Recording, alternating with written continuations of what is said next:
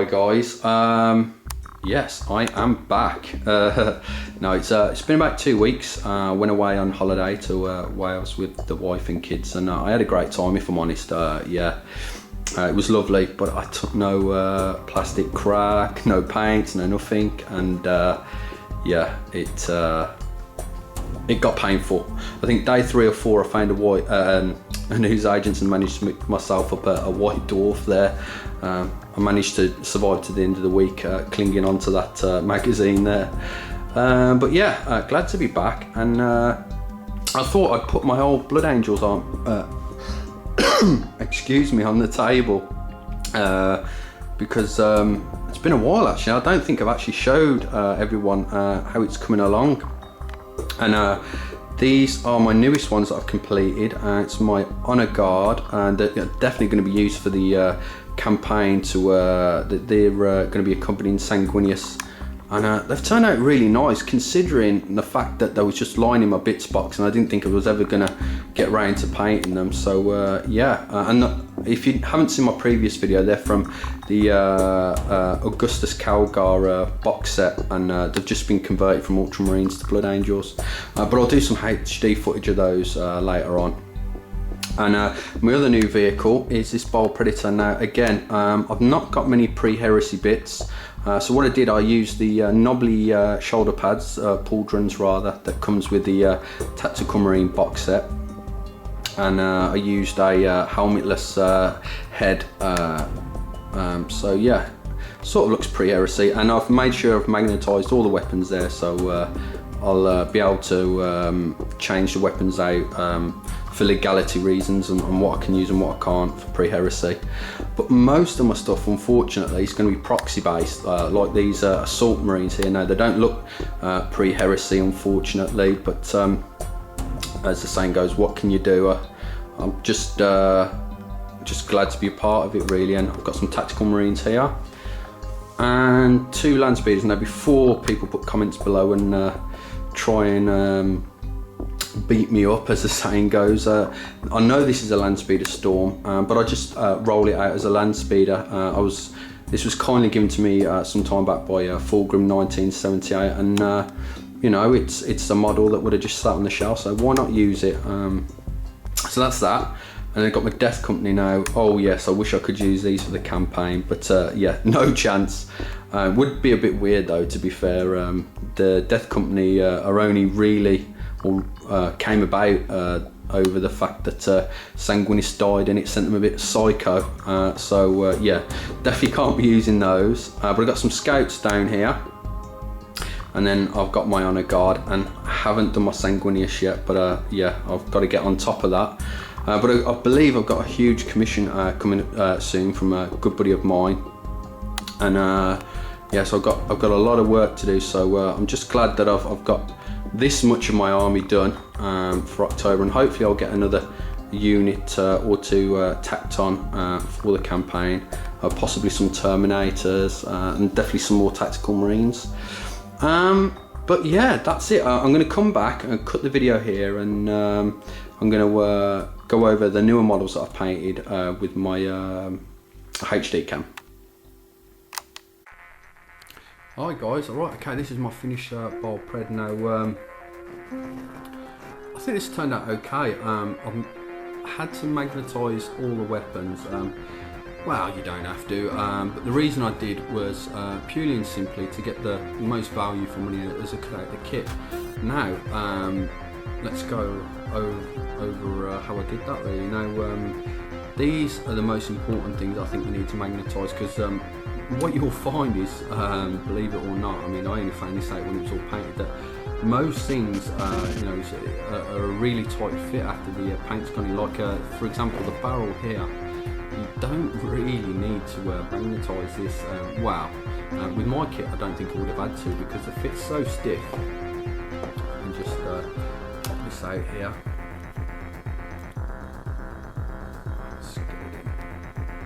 There we go. I mean, although I've got a big magnet on the end and it fits in nicely with that, the rail on the back fits in so snugly that you can pretty much get away with not actually putting the magnets in there. So that's a top tip there, you might be able to get away with it.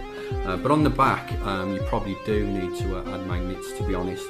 And what I did, rather than having an unsightly magnet on the outside there, or there, which would either pull it away slightly from the back, or it'd twist and turn. I wanted to keep these notches because the notches here correspond to the holes there, and that stops it from rocking left and right, and which you don't want when you're playing a game, you know, or picking up. You don't want things falling off and twisting around.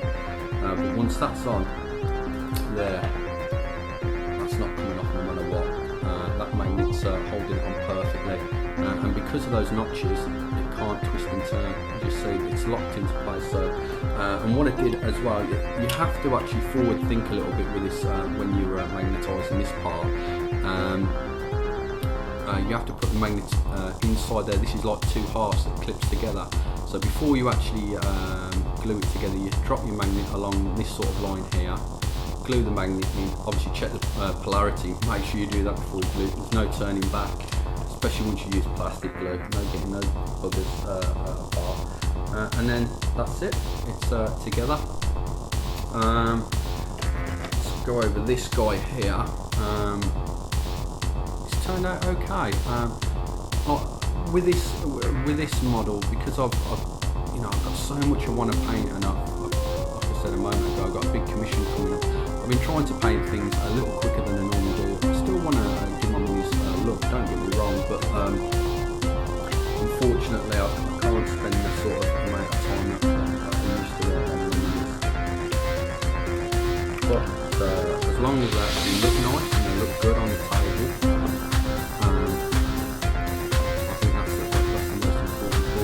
I weathered the bottom of the tracks again using my airbrush, and using all the snow white there, they're all really colours.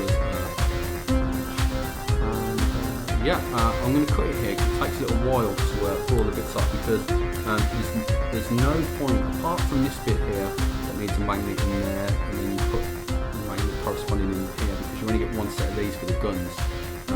This part of the mount here, they're just clipped together. You don't need to do no magnet work there at all. So I'm just going to pull those apart, switch the guns out, and I'm going to come back and see. Just clips off. So back in a sec. Okay, alright, I've fiddled about and changed the weapons over, and we're back with the assault cannon and a heavy bolter variant. And as I say, if you have the ability and you don't mind spending the extra hour or so in the modelling stage, it's definitely a good idea to try and get the most out of your models, really. I mean, it's more relevant if you game, for example, you might be facing a Tyranid player where you definitely want those flamestorm cannon and heavy flamers. Or you might want a bit more range with the assault cannon, and I believe it's rending as well, so against certain foes that can really help. So yeah, happy with how it's come out. I'm always a fan of the Vallejo liquid metal paints that I use.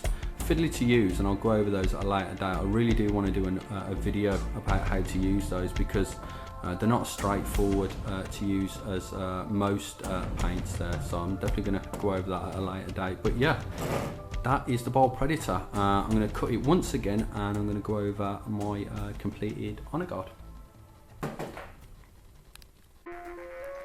Hi guys, and I'm back with my Honor Guard. I want to go over a few things with these, but first and foremost, I have to say I'm super chuffed about these. Now, it's not the paint job. The paint job's not the best paint job I've done. I didn't give them as much attention as I possibly could have, but they're okay. But what I'm really happy about was the fact that going back, 3 or 4 weeks, I'm not sure when, but basically I was looking through my bits box, and I was just looking. I was like, oh, those Ultramarine Honor Guard there have got pre-heresy armour. eureka moment, light bulb kicked in. I was thinking they are going to be absolutely perfect for my Blood Angels doing this pre-heresy campaign that's coming up. So yeah, they've turned out really well. Now I want to go over a few things, key things with these. Now I've used the Vallejo alcohol-based metallics. Now I think they're ace. They really are. They work so nice. You do have to contrast those metallics, so you can't use them for everything.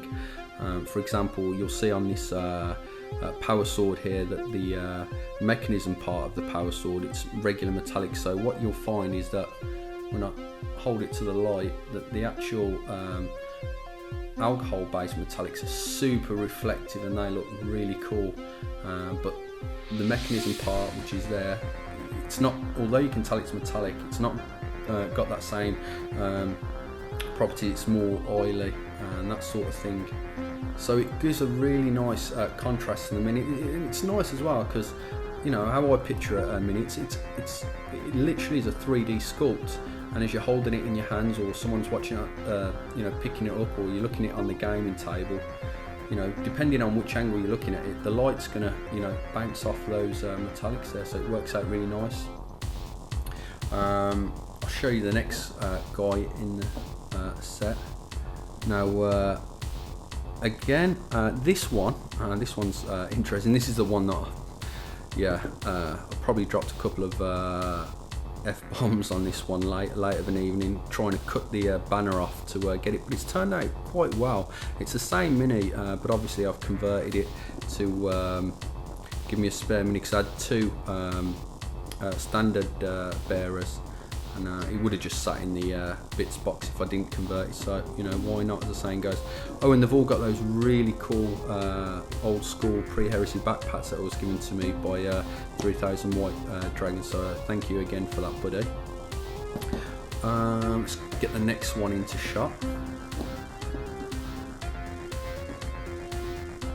And what I did is most of this is just freehand painting, but I did blend the capes in with the airbrush a little, but everything else is pretty much freehand. I just want to quickly go back over those Vallejo alcohol metallics, so I really like them, but what I would say is they are an advanced paint. Now what do I mean by that? Your normal GWs, or even your normal Vallejo metallics and your other company metallics, you just literally can paint from the pot, or you can just thin them with water in the palette. Now these, that was one of the clips from the table, that is, you do have to fiddle about with them. What I mean by that is you have to vigorously shake the bottle because of the way the alcohol and the actual pigment, and the pigment, I believe, in the alcohol ones is actually tiny little pieces of metal. It's real metal flecks. It separates, so you vigorously shake it, but then after that, I'd strongly recommend, if you do purchase them, is never to paint out the pot, even though it's thin and you don't really need to thin it. This is the reason why. If your paintbrush is even a tiny bit moist with water, as soon as that paint comes into contact with water, you know, it's going to start to actually corrode, because it's metal. It'll rust in the actual pot, and you'll get all sorts of problems. So I mean, I had it myself, to be fair. You know, a lesson learned. There's not much information about these stuff, so you'd want to paint separately, and also you'd need to buy yourself some rubbing alcohol or isopropanol, because you can't clean your brushes with water. Once this paint gets on your brush, the only thing getting it back out of your brush is, like I say, a decent cleaning solution. But rubbing alcohol or isopropanol will clean your brush. And also another thing to take note is using the correct brush. Now, it's very, very hard to use like a fine detail brush with these metallics, because what happens is, because alcohol evaporates a lot quicker than water, if you've got a small amount of paint on your brush, what you'll find is that the pigments in the paint will start to dry on the brush, and as you start to paint, you'll get clumps of that pigment brushed on, and instead of getting that super nice smooth finish to the metallics there, like you can see there, and that's super smooth. You can't see no pigments or anything like that on there. That's what will happen. And so other than that though, yeah, they're brilliant. That they'll give you a finish like no other of the standard metallics that you get in other ranges. But again, I think there's even more advanced metallics out there. Well, in fact, I know there is. So there's even a step up from those. But they're brilliant. I'm rambling on about this, and we're going to this guy. And this is my favourite guy of the lot. I mean, check him out. This fancy headpiece, you know, whatever you want to call it there, you know, plumage. Yeah, but I'm going to put them all side by side because there's 5 of them in total. And yeah, turned out okay. So like I said ages ago, you know, rummage through your bits box, you know, you'll be surprised at what you'll find in there and what you can use it for. So yeah, I know this has been a long update, and I've probably rambled on for a bit, but I'm gonna make it suffer some more. I'm probably gonna tack on a good load of photos on it at the end of this, but I promise you, I will not speak. Alright guys, thanks for watching. Please rate, comment and subscribe.